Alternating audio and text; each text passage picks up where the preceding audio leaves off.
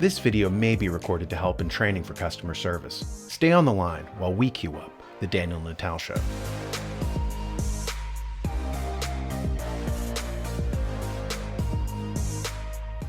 Ukrainian President Vladimir Zelensky recently asked tech companies to help him refashion Ukraine into a technocracy. In an article on the subject, we read, Ukraine's President Vladimir Zelensky pleaded among big tech firms on Thursday, appearing as a hologram and referencing Star Wars and attempts to secure aid in his country's fight against Russia's invasion. Zelensky told a crowd of hundreds at the Vivatech trade show that Ukraine was offering technology firms a unique chance to rebuild the country as a fully digital democracy. He added, it's unusual for presidents or heads of government to use a hologram to address people. Okay, stop right there. Presidents and heads of state addressing people as holograms? What fresh hell have we entered where reality is breaking down and leaders are taking advantage of tech to scam the public with holograms? It's like spiking the public's drink with LSD, and we suddenly see our leaders hoodwinking people with fakery such as the Queen of England did recently as she went on parade, or rather, as her hologram did. On Sunday, Her Majesty made a high-tech cameo in a parade through London as a hologram of her younger self. The golden carriage is from her coronation 70 years ago. The parade, enjoyed by Prince William and his family, and once again, little Prince Louis stole the show.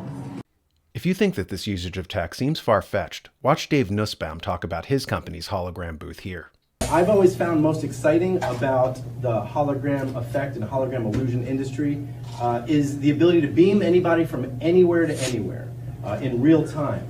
So what we've decided to do was we shrunk these giant hologram stage apparatus from big arena stage pieces into what you see right here. This is Portal. It's the size of a vending machine. It fits in the corner of a room and it beams in a 4K resolution image in real time.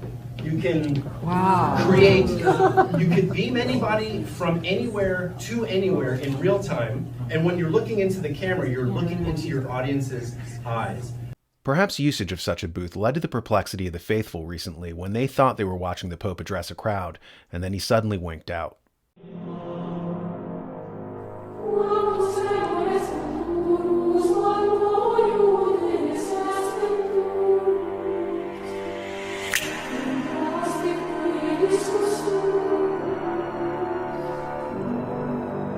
This new fad seems part and parcel of another emerging trend regarding actors who were deployed to give the public the impression that they're catching sight of royalty, when in fact, what they're seeing is people in masks.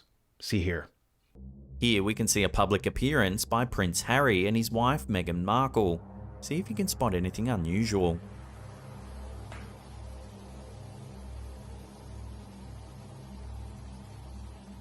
If we watch that again, keep a close eye on Meghan Markle. She seems to be acting strangely.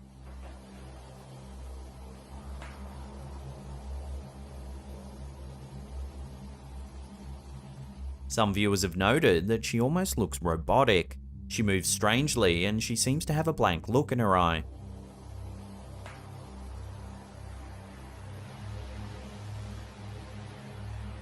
When this footage went live, theories ran rife as to what's actually happening. Some suggested it might actually be a stand-in wearing a mask, perhaps for Meghan's own safety.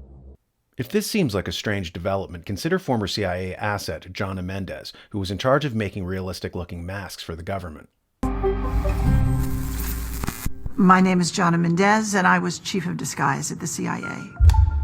One of the things that was going on when I was chief of disguise was an enormous research program into the new advanced disguise system. It was basically the masks that everybody always wondered if we used masks, and this was the beginning.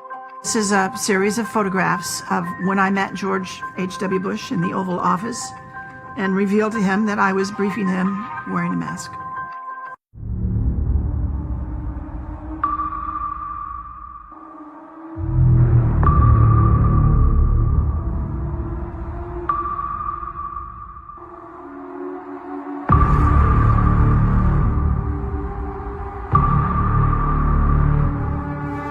Now, in particular, and regarding this photograph, it is a Getty's image photograph. If you go to the link, you can see the photographer, all those kinds of details, who took it. So what is the anomaly with this particular photograph?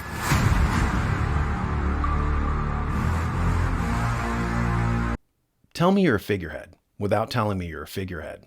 What bizarre time period have we wandered into when putative heads of state are now like actors in a Ronald McDonald suit for a franchise grand opening, or one of many Santa's helpers who dress up like Saint Nick over the Christmas season? The fact that we're now expected to accept that our alleged leaders are in absentia and portrayed by holograms or actors in costumes really is suggestive of a political system that is as fictitious as the Easter Bunny. The fact that the oligarchs pulling these puppet strings have such little respect for our putative representatives should send a chill up the spine of every American and every person across what was once known as the free world.